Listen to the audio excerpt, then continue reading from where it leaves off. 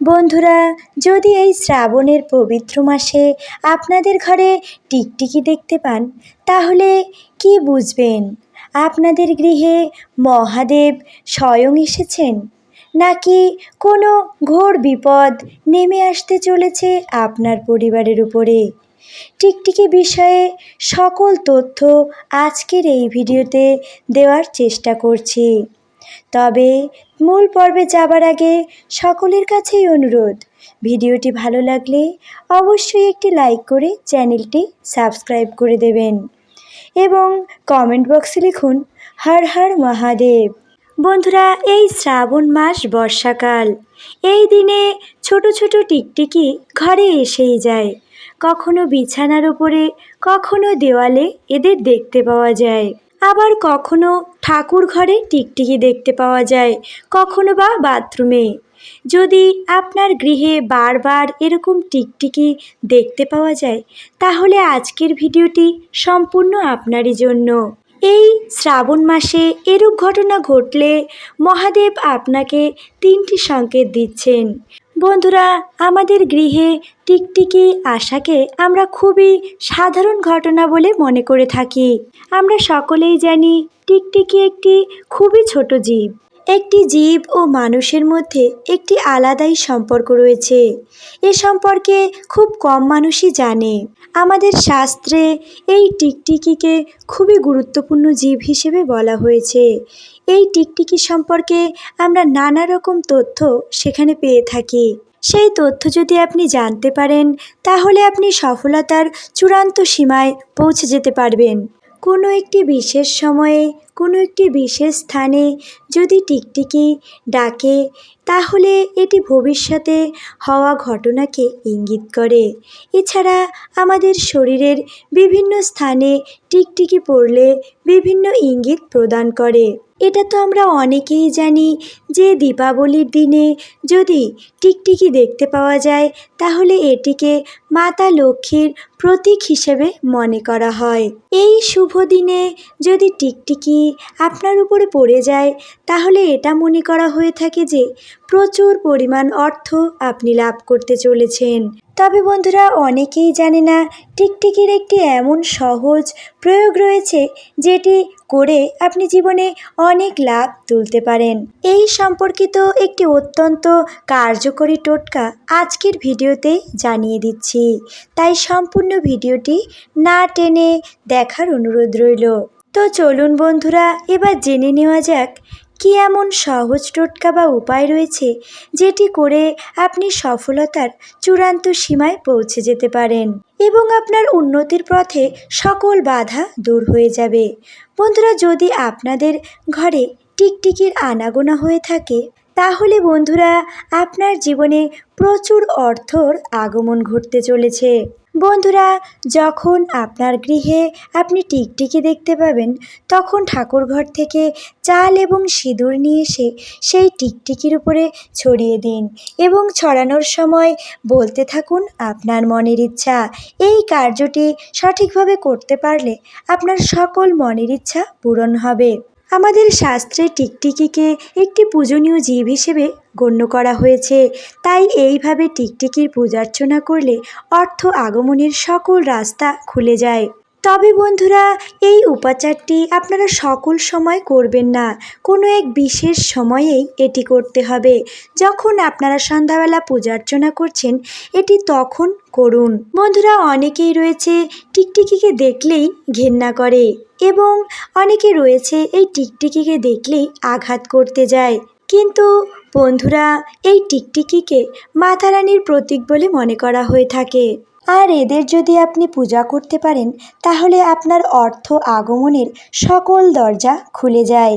কিন্তু বন্ধুরা, যদি কোনো শুভ সময়ে বা আপনি বাড়ি পরিষ্কার করার সময়ে যদি কোনো মৃত টিকটিকি দেখতে পান, তাহলে এটিকে অত্যন্ত অশুভ বলে মনে করা হয়।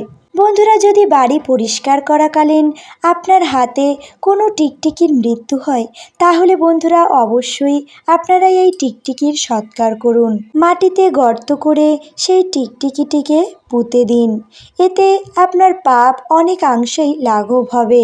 আর বন্ধুরা, যদি আপনারা এমনটা না করেন তবে আপনার জীবনে নেমে আসবে ঘোর বিপদ।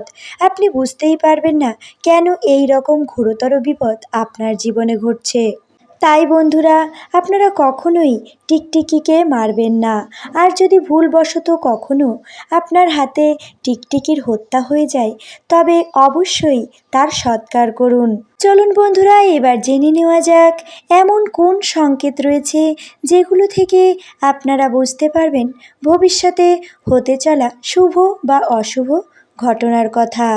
যদি বন্ধুরা আপনাদের খাবার খাওয়ার সময় কোনো টিকটিকির শব্দ আপনারা শুনতে পান তাহলে এটিকে অত্যন্ত শুভ বলে মনে করা হয়ে থাকে।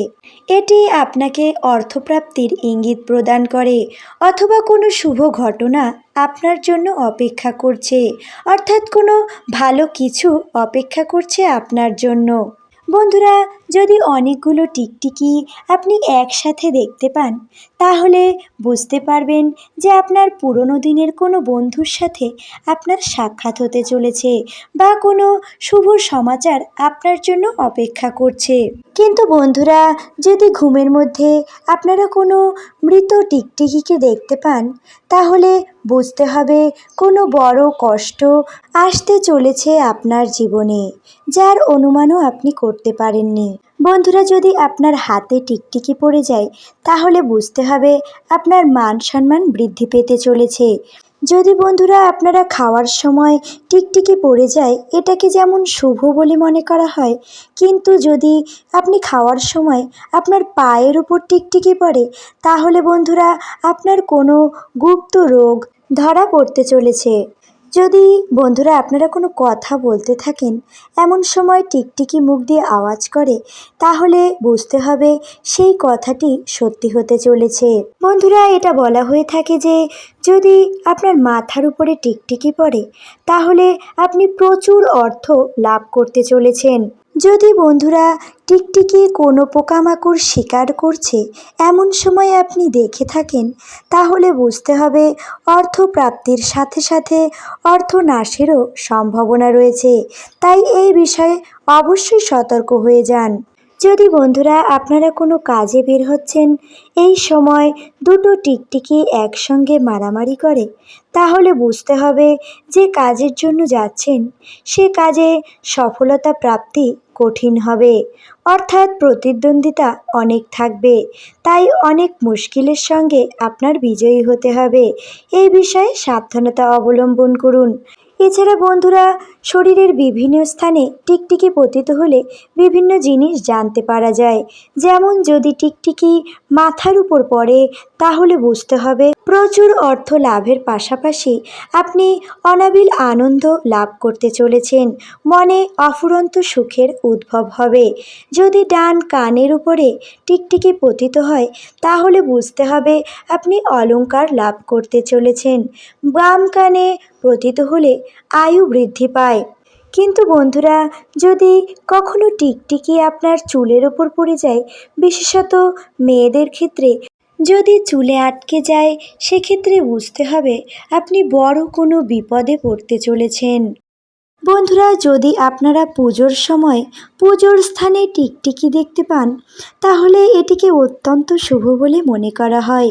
তখনই আপনি হাতে গঙ্গা জল নিয়ে সেই টিকটিকির উপরে ছড়িয়ে দিন এবং মাতা লক্ষ্মীর সামনে একটি প্রদীপ প্রজ্বলন করে আপনার মনের ইচ্ছা মাতা লক্ষ্মীর কাছে বলুন। মনে করা হয় এতে মাতা লক্ষ্মীর কৃপায় আপনার সকল ইচ্ছা অবশ্যই পূরণ হবেই হবে। বন্ধুরা, যদি আপনারা ঘুমের সময় দুটো টিকটিকি একসাথে লড়াই করছে এমনটা স্বপ্নে দেখে থাকেন তাহলে বুঝতে হবে আপনি বড় কোনো বিবাদে জড়িয়ে পড়তে চলেছেন। তাই অবশ্যই সাবধান হয়ে যান। আজকের ভিডিওটি এখানেই শেষ করছি। সকলেই ভালো থাকবেন এবং করুণাময় ঈশ্বরের কৃপায় সুস্থ থাকবেন। হরে কৃষ্ণ।